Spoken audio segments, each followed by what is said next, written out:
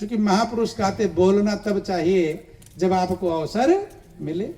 अगर दो लोग बात कर रहे हो बीच में बोलोगे तो वो भी डिस्टर्ब जब आपको मौका मिले तब बोलना चाहिए। तो भगवान शंकर कहते जब अवसर मिला तो मैं एक बात कहा। क्या कहा? कि हरि व्यापक सर्वत्र समाना और प्रेम ते प्रगट हो ही मैं जाना। ये बात आप लोग पढ़े हैं और सुने भी हैं कि भगवान सब जगह समान रूप से व्यापक हैं और वो प्रेम से प्रकट होते हैं। लेकिन क्या भगवान शंकर की ये बात मानते हैं? ये बात मानते हैं कि भगवान हर जगह पर है? अगर हर जगह पर समझ जाए, देखो ध्यान देना, महापुरुषों की पूजा तो जरूर करते हैं लोग, लेकिन उनकी बात मानने को तैयार नहीं है। वही है कि बेटा बाप की रोज आरती उतारे और पिता आए खेत से कि बेटा थका मारा आया हो, एक गिलास पानी ले आ। कि नहीं पिताजी मैं तो आरती ही उतारूंगा। पिता खुश होंगे? पिता खुश होने वाले कब खुश होंगे? जब बेटा पिता की बात माने।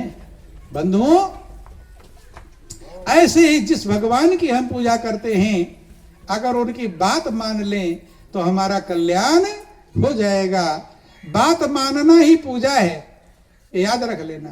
बात मानना ही पूजा है और बात मानना ही भक्ति है। कभी कभी आपके देहात में कहावत रहता है कि जो अपनी पत्नी की बात ज्यादा मानता है तो क्या कहते हैं? अरे तो पत्नी भक्त है, पत्नी का ही भक्त है कहते हैं। क्यों कहते हैं? पत्नी की बात ज्यादा मानता है इसलिए उसे क्या कहते हैं? पत्नी का भक्त। देखो श्रवण कुमार माता पिता की आज्ञा का पालन किया तो उन्हें मातृ पितृ भक्त कहते हैं। क्या कहते हैं? मातृ पितृ भक्त कहते हैं। जो जिसकी बात मानता है वो उसी का भक्त है। ऐसे भगवान के भक्त तब आप कहलाएंगे जब आप भगवान की बात मानेंगे। ये भगवान राम ने कहा भी है रामायण में कि वही मेरा भक्त है। अपने आप भक्त मानते रहो, उससे कुछ फर्क नहीं है। भगवान जब आपको भक्त मान ले तब काम चलेगा। तो भगवान राम कहते हैं मेरा भक्त कौन है? बंधुओं, कि सोई सेवक प्रियतम मम सोई और मम अनुशासन माने जोई। भगवान कहते वही मेरा सेवक है, वही मेरा भक्त है और वही मेरा प्रियतम है। क्या है? प्रियतम। प्रियतम का मतलब सबसे ज्यादा प्रिय। तीन शब्द होते विशेषण के, प्रिय, प्रियतम, प्रियतर और प्रियतम। जैसे उच्च, उच्चतर, उच्चतम, ऐसे मध्य, मध्यतर, मध्यतम। हर शब्द का विशेषण की तीन एक प्रकार से विभाग किए गए हैं बंधुओं। तो ऐसे भगवान कहते हैं सोई सेवक प्रियतम मम सोई, वही मेरा सेवक है। भक्त उछांट देते हैं कि मेरा भक्त कौन है।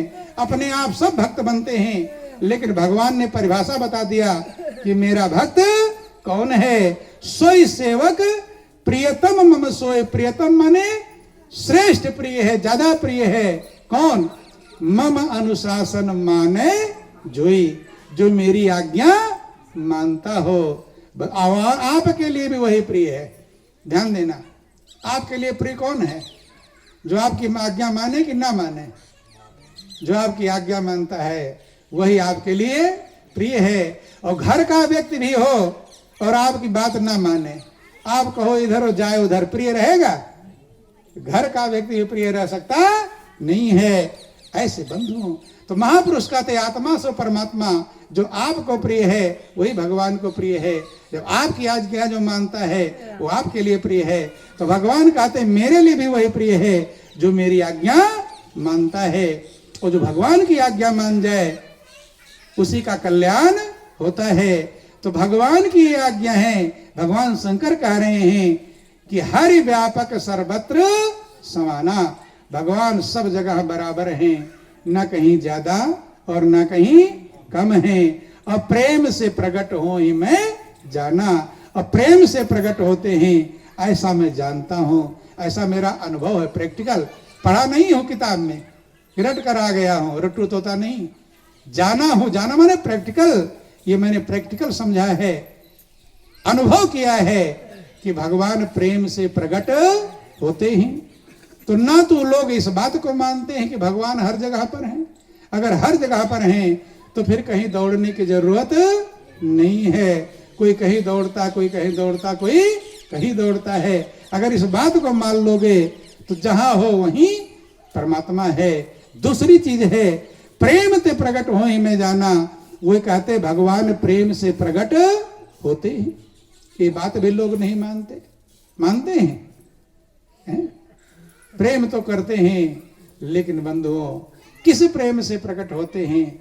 ना ये चाहते हैं कि भगवान प्रकट हो जाए, ये भी किसी को इच्छा, सामान मांगते रहते हैं, भगवान धन दे दो, दौलत बेटा बेटी दे दो।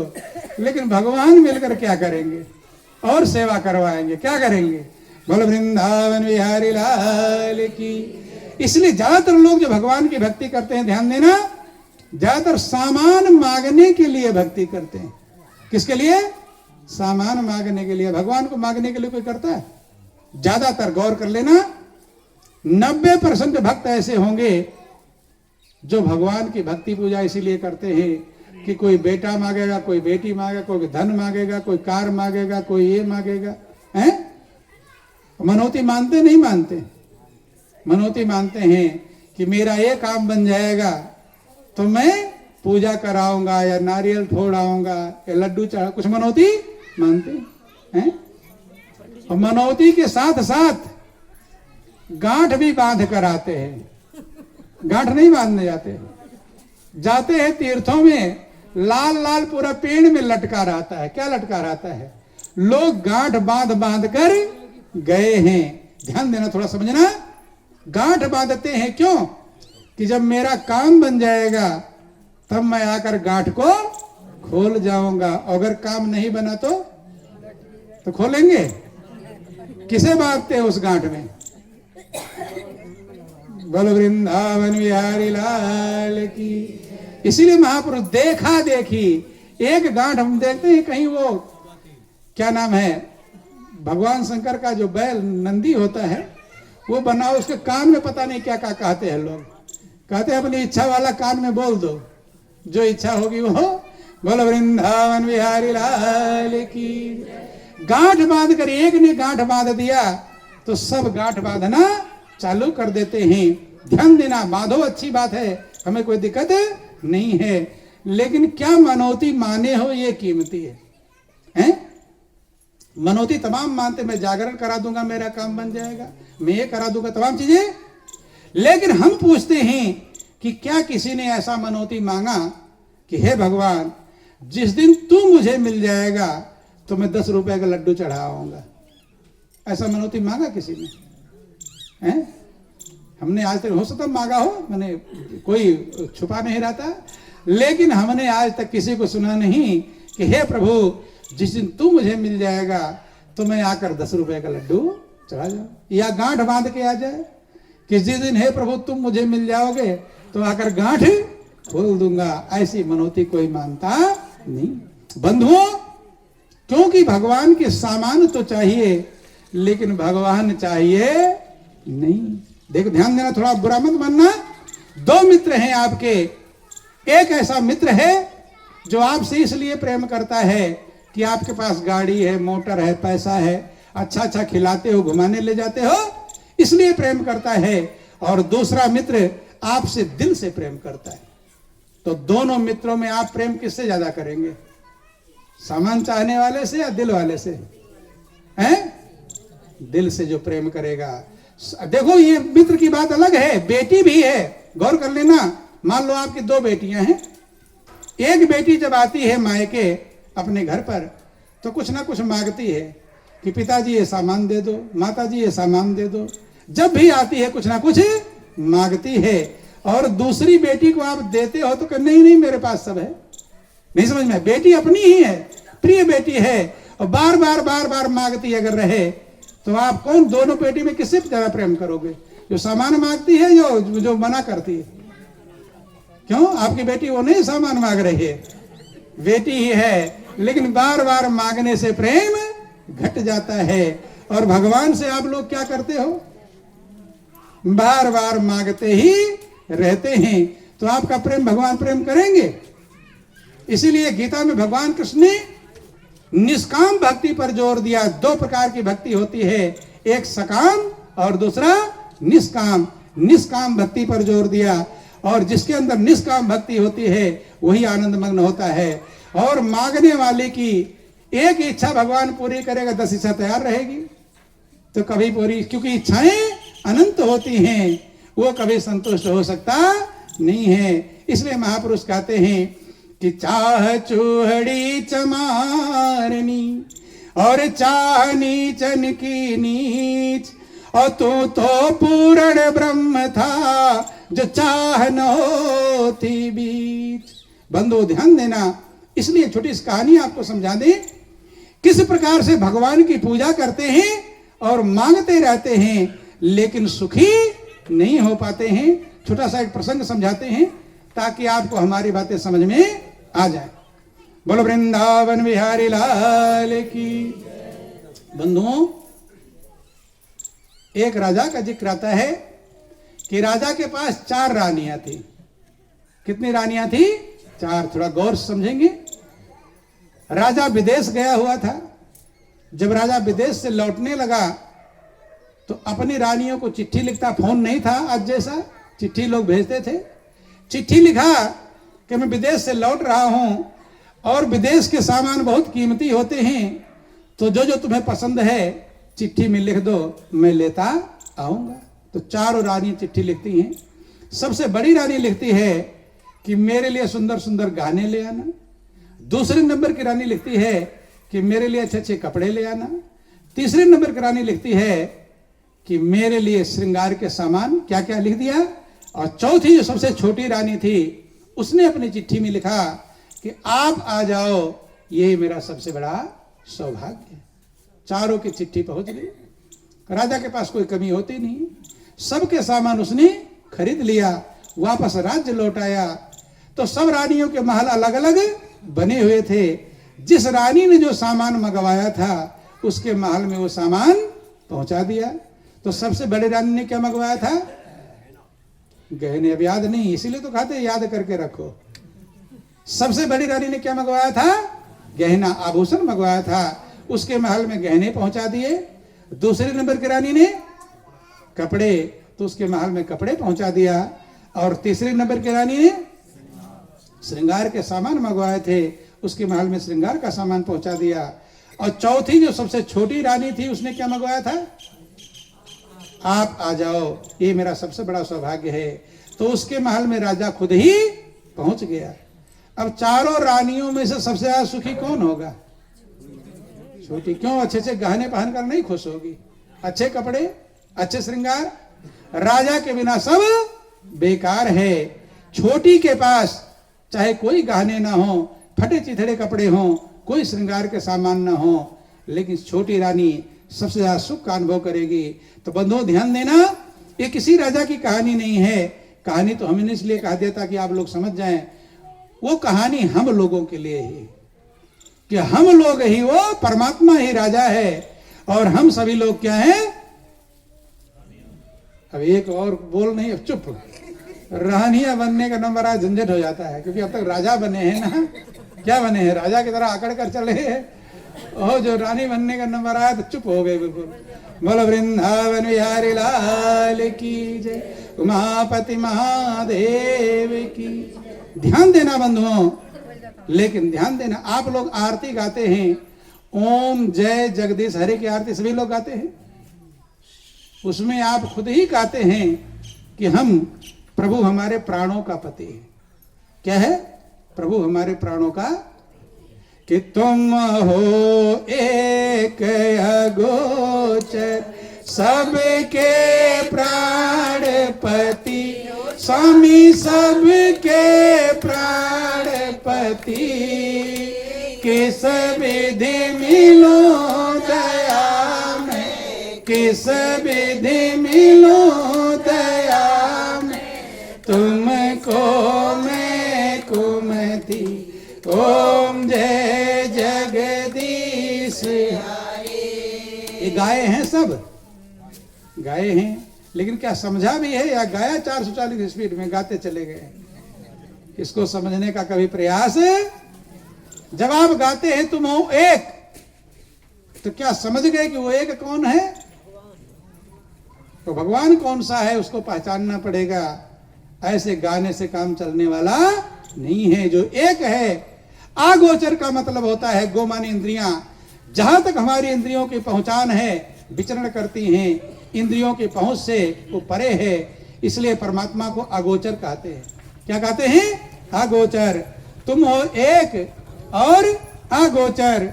आगे कहते हैं सबके प्राणपति। भगवान क्या है? सबके प्राणों का। तो गाने वाला क्या हुआ है?